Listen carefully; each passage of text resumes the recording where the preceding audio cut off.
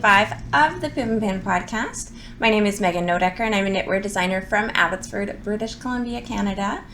And today I'm going to share with you some knitting stuff.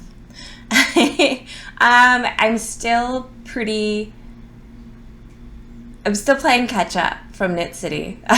Honestly, Knit City was a couple weeks ago, and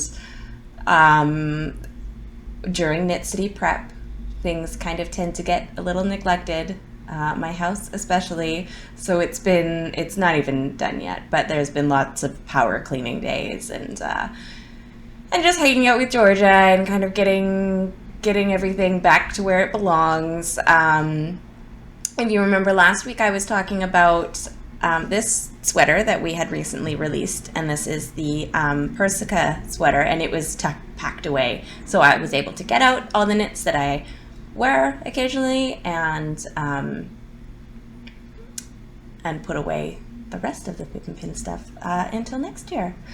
So right into what I'm wearing. This, as I said, is the Persica sweater, and I'll kind of get up a little bit. I'm not going to stand up, but this is the most important part. This is the lace collar. Just has some scallop lace, and it's kind of knit sideways. The yarn that I've used is Ancient Arts Nettle Soft DK, and it's a nettle merino wool blend, which makes this sweater incredibly light and very, very easy to wear. I don't know, in BC here, we've been having incredibly hot weather. I was at the park the other day and people were in jeans and a t-shirt.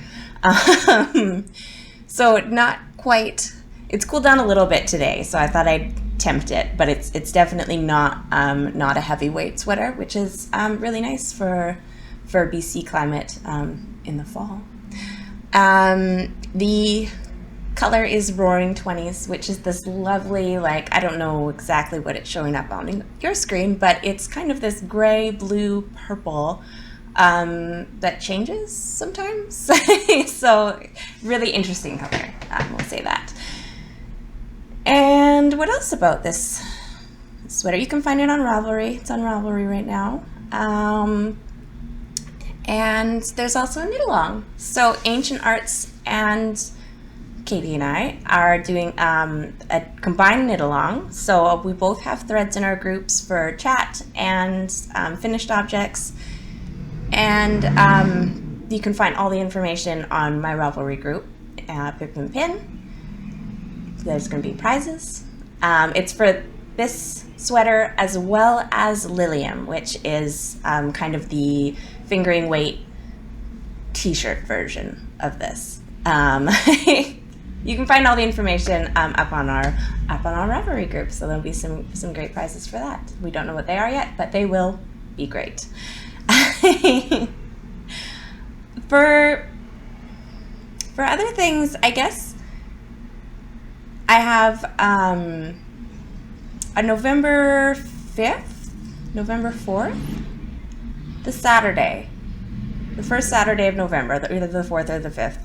I'm going to be at 88 Stitches, so I will be there with my books and probably some patterns and my samples, and so you can come and try things on and touch things, and if you didn't get a chance to come out to Knit City, you can come and see me there. I'll be there from 12 until 5, I believe, or 12 until 4.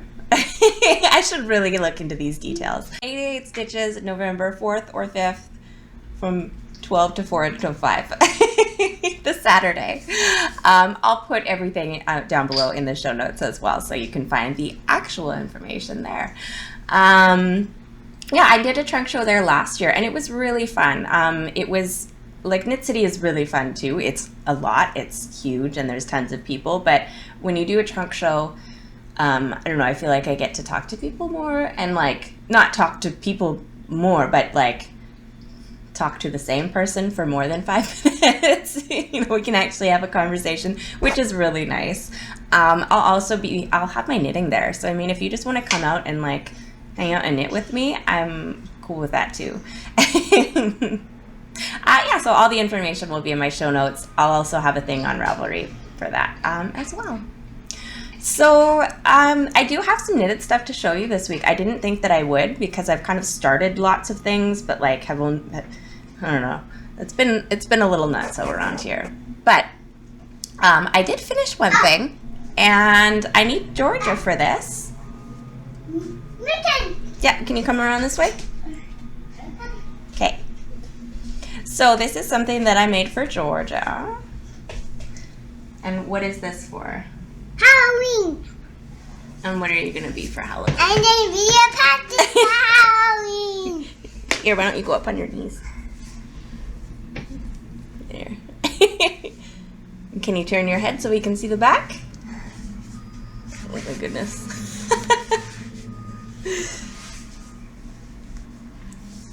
There. There's the back with the little stem and the tendrils and the little leaf. And then I'm going to be making also just not quite tall enough yet. I'm also going to be making a little pumpkin dress out of my leftover gypsum skirt fabric. So you can be a little pumpkin. So the pattern that I used, do you want to go, you want to say goodbye? No, you just want to hang out here while I talk about it? Okay. So the pattern that I've used is the Pumpkin Spice Hat by Cutie Patootie, and you can find that it's a paid pattern on Ravelry. Sorry, something's making my nose itch. Sorry, that's a paid pattern on Ravelry, and I pretty much stuck to the pattern. What you did? How come? Oh, it's too hot. Okay. So, man, this is distracting. You want to say goodbye? Bye. Okay. I did the largest size for Georgia, and it's a little bit big, but I would rather have it too big than too small for sure.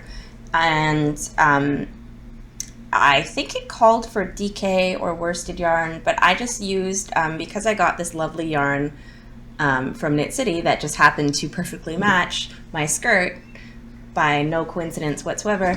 I just used some of that for this hat because I'm just swatching with it anyways, so I figured I'd have enough. So it's kind of a combination of Midnight Cravings Afternoon Tea and Flock Fiber Arts Spiced Pecan, held double throughout.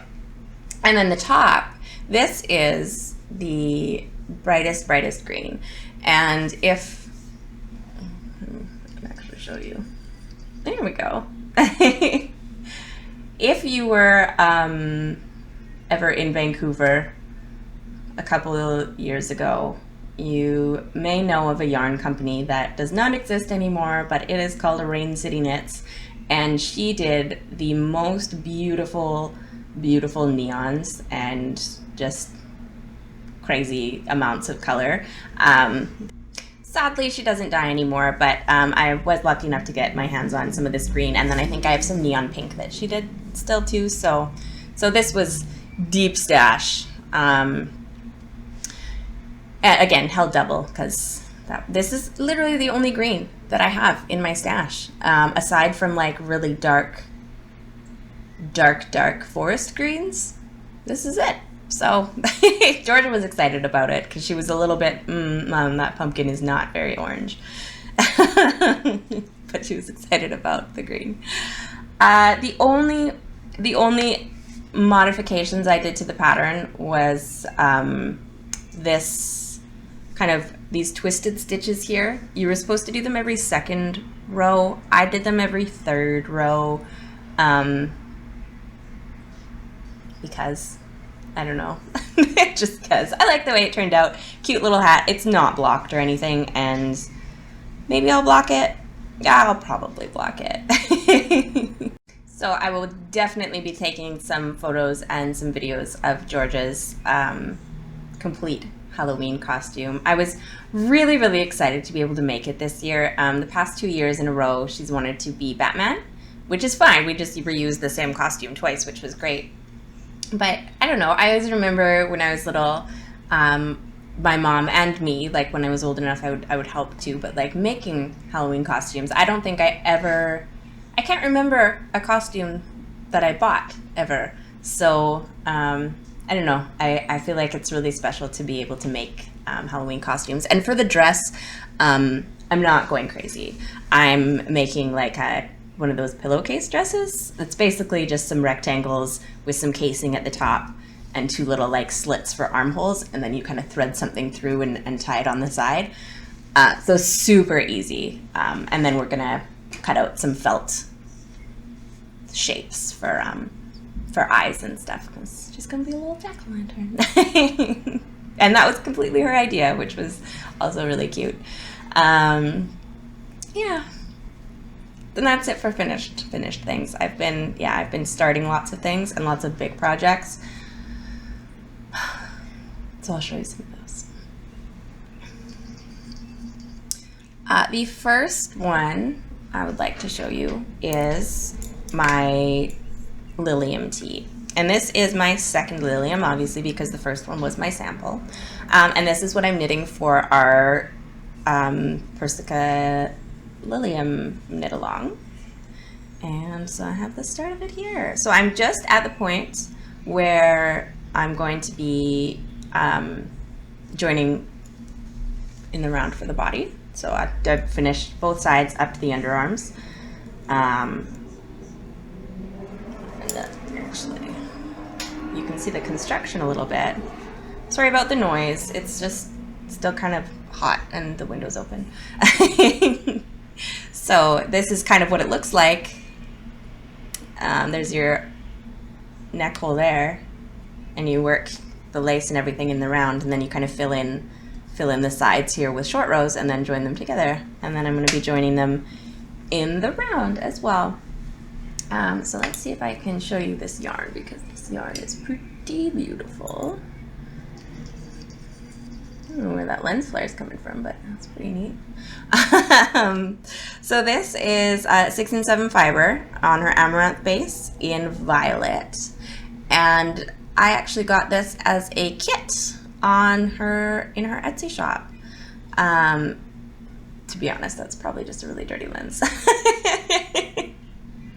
So she actually has these kits in her Etsy shop, so I snagged up one of those. And I was really torn between two colorways, the blush and the violet, which is this one. And ultimately I went with the violet because I already have this shirt in a light color. I have it in the white, the champagne it's called. And I'm really glad that I went with this. I was a little worried. I thought it might be too bright just from the photos, but when I got it, it's like this beautifully muted purple, and it's just perfect. And this yarn is lovely. I think it's 100% non-super wash merino, and it's just so, I don't know, it's gonna be really nice when it's done. I was almost kind of thinking too, I don't know if this is gonna work. I think I'm gonna join for the body and then do the sleeves and then kind of figure out what I want to do with the body, because I like the A-line. I really, because it's kind of a longer tunic length with A-line shaping, and I like that. But now that I've made that gypsum skirt, and I'm going to be making another one for sure, I feel like I need a cropped something, because like look at those together. So I want to wear this together. So I think I'm going to try and figure out a way to make a cropped body, just for fun. And possibly like, not long sleeves, but maybe like a little bit longer sleeves. I don't know. I'm going to play with it and see what I come up with. And I'll post about it and stuff in the knit along thread. So if you're interested in joining that, this pattern actually is eligible too. And I forgot about this. And there's also discount codes. So if you want to join the knit along, you can get this pattern, or these two patterns, I don't remember how much I did the discount for, but there is a code on the thread. And then there's also some codes for Ancient Arts has kits for both, and there's a discount code for those ones. And then 6 and 7 Fiber has kits in her Etsy shop. So there's the links are all in. I'll put the links down below, but there's also links in the Ravelry group in the thread there. So the next thing that I've been working on is brand new. And this is something not for me, and it's kind of on pause right now, and you'll see why in a minute. It doesn't look like much, so this is what it is. It's about 2 inches of stockinette, and with a teeny tiny line of light gray at the bottom there. This is going to be a Field Henley by Lindsay Inoue, and it's actually going to be for my husband. It's going to be for Justin. He's been wanting something. Usually every couple of years I knit him a sweater because he is probably one of the most knit-worthy people that I know. He likes to go into the wilderness and be wilderness man.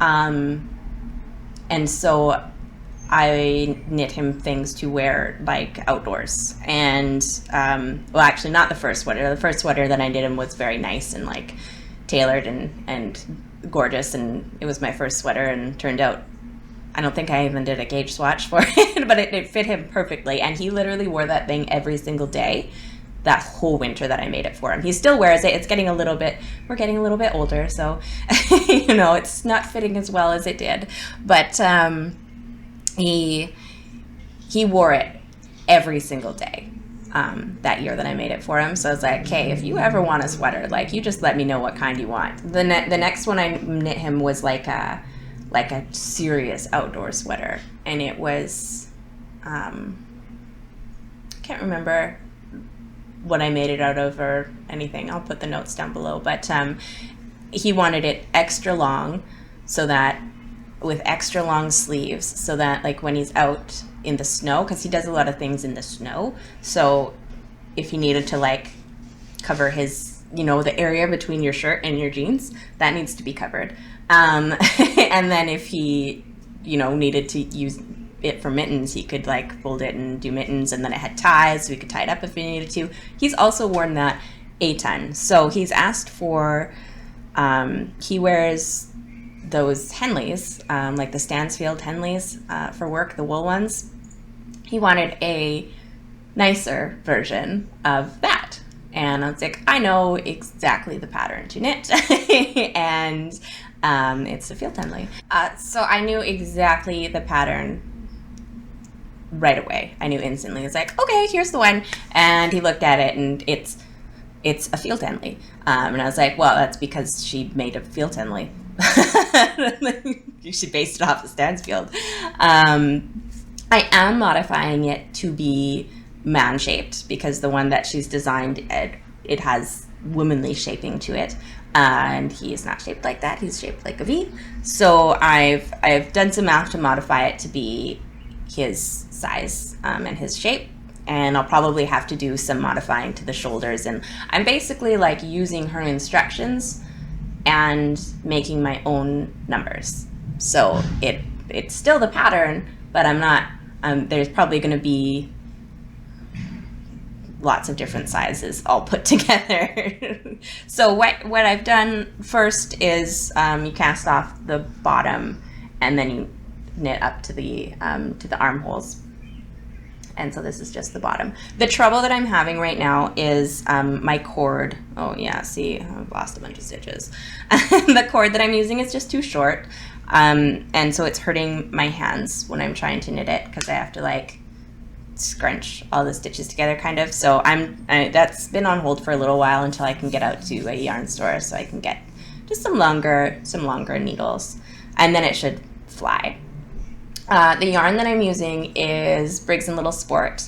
In the medium gray is the kind of accent color, and that'll be for the bottom and the cuffs and the collar. and then charcoal for the body. And I did look at Brooklyn Tweed Loft because that is what the pattern calls for. But the thing with that is, for one, I just don't think it's because he's going to be wearing this outside and like doing manly man outdoor things. So loft might not be the best choice. Also, he wanted me to make one for Georgia too. So, and then I need one as well. So we're all gonna have them. And he said if I do end up making all of us the matching sweater, maybe not the same colors, but if we all get matching sweaters, he will take cheesy matching sweater photos with me. So I'm very excited about that. And yeah, 2 adult sweaters and 1 kid sweater in Brooklyn Tweed Loft. I think it was going to be about $300 or $400. So that wasn't going to work. On the other hand, Briggs and Little Sport, which is also a woolen spun, very kind of light, lofty, 100% wool yarn, is $6 a skein, 100 gram skein. So I think it ended up being about $50 or $60 for yarn for all of us. So I bought all the yarn. I might change my color. I have I don't know. I don't have it here, but it's like a brown kind of, purple kind of. I don't know. I'm just not set on it. Justin I kind of wanted one in charcoal too. So maybe I'll just do charcoal with like a different accent color or something. I don't know.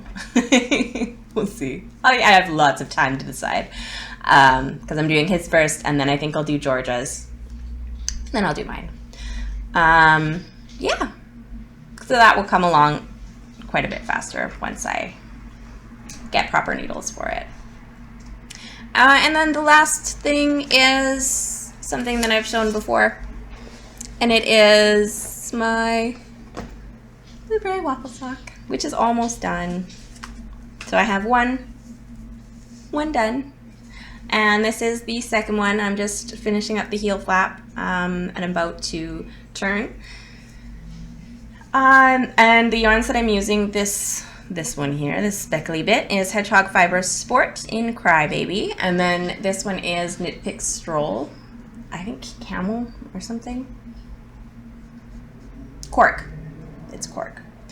And I talked a little bit about my heel last time, because I'm actually doing a stranded heel flap, and just 1 and 1 alternating to kind of make this checkerboard. And I couldn't show you then because I'd already done the gusset. But what I'm doing for the edge stitches is, here's the other side, which also looks really cool. But for these edge stitches here, when I get to the very last stitch, because I'm slipping the first stitch like you do in a heel flap, for the last stitch, I'm using both of my yarns and knitting them together. So this is actually like double thick, this last row of stitches, or this last column of stitches. I thought that would give some issues when I was picking up, but it didn't. It actually worked out quite nicely. I think the only issue that I did run into was because the yarns are quite different. Hedgehog is very skinny, and Stroll is quite a bit plumper and more filled in. Usually I do a 64 stitch sock, and so I have 32 stitches for my heel flap, and then I do 32 rows. But because the row gauge was just so different, I ended up doing much less rows, so I had less to pick up here. And how did I fix that? Oh yeah, and then instead of for the gusset, because I didn't want a super short gusset, which I would have gotten because I didn't pick up as many stitches here as I usually do here. I'll put it back here. I didn't pick up as many stitches here as I usually do. So if I would have decreased every second row, my gusset probably would have ended about here, and that would have just been too short and probably would not have fit. So I've just done my gusset decreases every third row, and it seemed to work just fine. I think maybe it might be a little bit small, so I might have to add some stitches, I might have to take out the toe and just add a little bit of length. But I am gonna block it first because I'm lazy and I really don't want to do that. Oh, what just happened there? Yeah, that's it for finished objects and works in progress. I actually have been working more on that Madeline Tosh cardigan that I've been working on, but at the moment, I think that it's attached to 3 balls of yarn and is a mess. I'm trying to figure out sleeve at the moment, and it's not exactly going well. I've also been swatching lots with all the yarns that I got from Knit City. I've been swatching a ton with those, but I'll save those for later.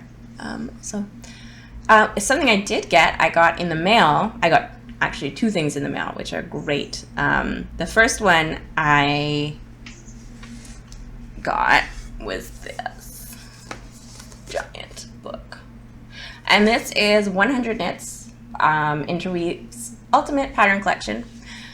And it's really just what it sounds like. It is 100 patterns from Interweave, I think from all the different books and magazines and, everything that's under the Interweave umbrella. They took the top 100 patterns, or whatever top, however they decided to pick them, and put them together in this beautiful book. And it's hardcover, like it's heavy, it's hardcover, it's giant, and it's beautiful. Like, I really love the cover. I think the cover is really striking, but it's also just really nice. Like, the layout's really nice. There's no extras or anything. There's a little introduction, and then it's just straight into patterns. So there's and it's all in different sections. So there's the hat section, and there is the sock section, and there's the cardigan and scarf and shawl and all the different sections. And I actually have 2 patterns in here. And so I have a hat. What's it called? The Brighton hat. So this one, that's in there. And then a cardigan, which was actually my first thing that I ever published with Interweave. Let's see if I can find it. And one of my first sweater patterns in general, which I think was a really big, I kind of get asked this a lot, like, how did you go from designing basic patterns to sweater patterns? And the thing that I did to really kick myself into doing it was I submitted them. All of my first cardigan and sweater designs were for a third party. That gave me a deadline, and it gave me motivation, and it really just made me think, okay, I have to do this. Like, I have to design this sweater, and it has to be done by this date, and that's that. Like, there's no ands, ifs, or buts. There's no, if I get stuck on this, there was no getting stuck. It was just, it just had to be done. Sorry, that's being weird.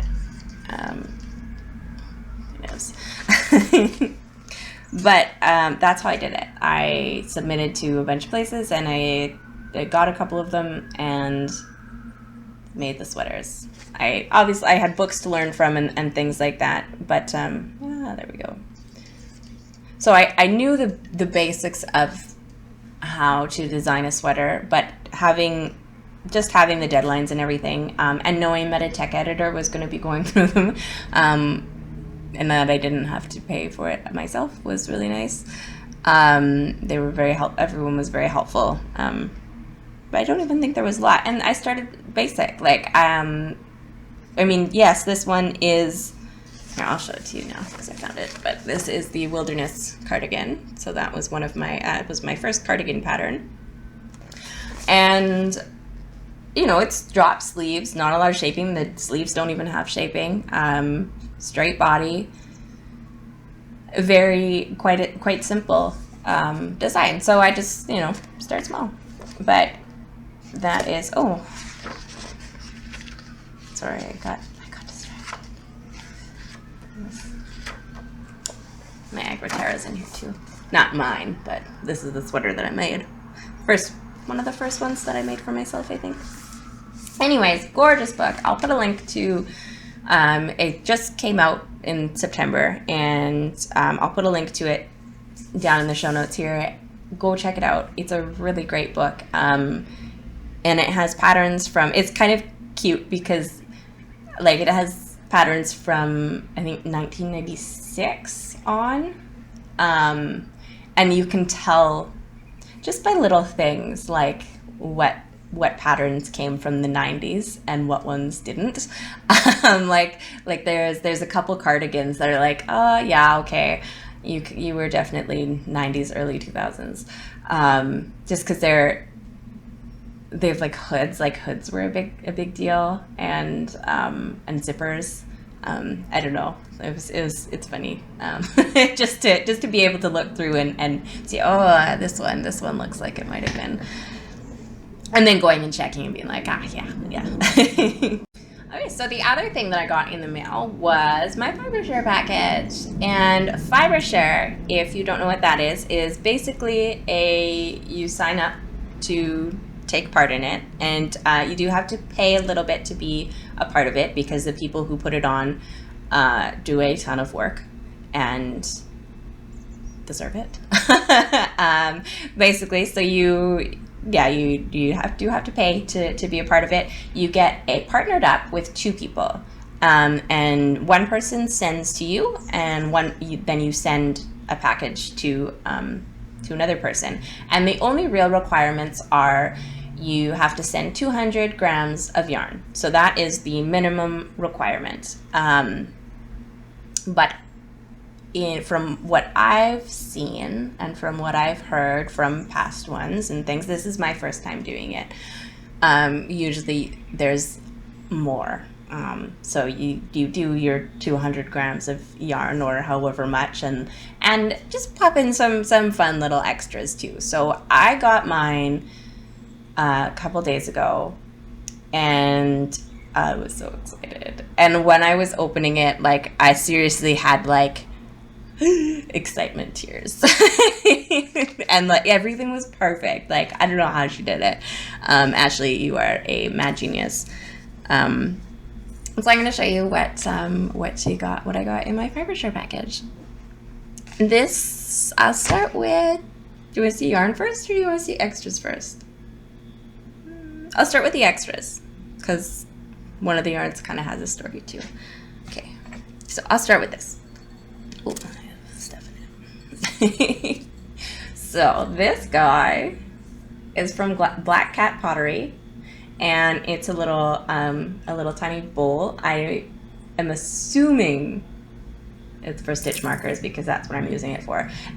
And it has this really cool like a Canada leaf inside of it. Yeah, it has a really cool Canada leaf inside of it, doesn't it? Yeah. So I guess they put the leaf in there and then glazed it and then took it out, and I don't know, it turned out really, really cool. So I've been using this as my random stitch marker collection vessel. So, you know, all the stitch markers that get, you know, on the coffee table or on the floor or in the couch. It's been very nice and handy to have somewhere to put them. And then this thing, also really cool.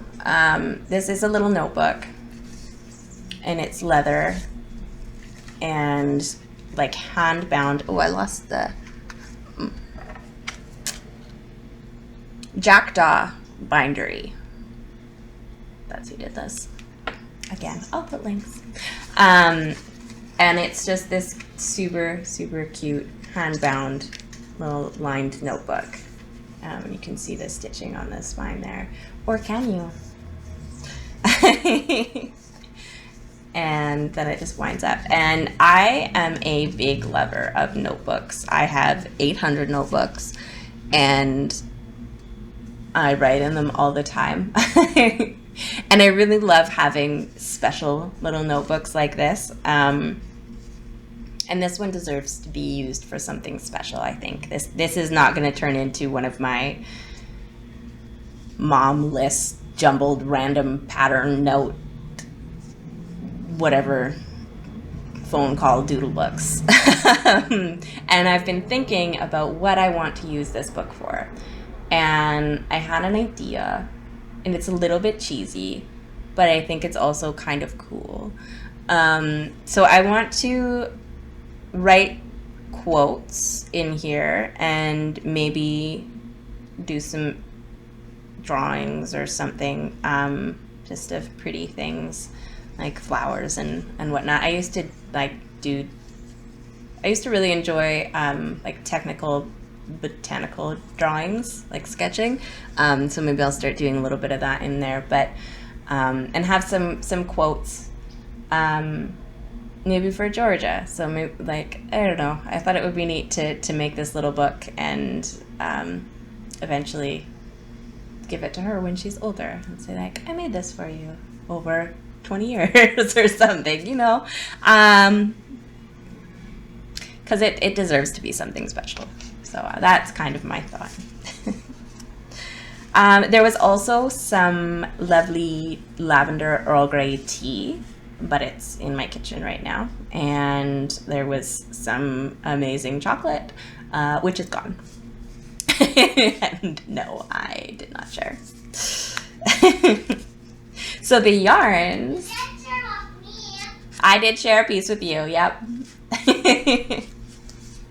The yarns that I got were also beautiful. Okay, and this whole package, like, I posted a picture of it on my Instagram with everything.